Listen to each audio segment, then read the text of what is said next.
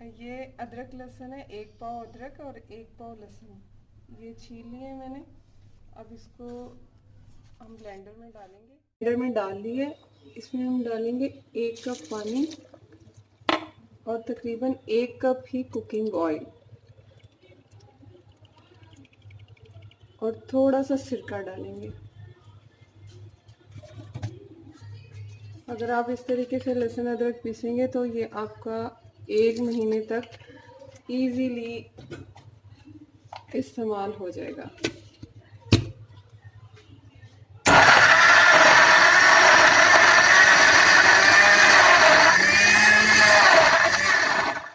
لہسن پیس کے اس کو آپ کسی صاف شیشے کے جار میں رکھیں اور یہ آپ کا ایزیلی 1 منتھ تک یوز ہو جائے گا۔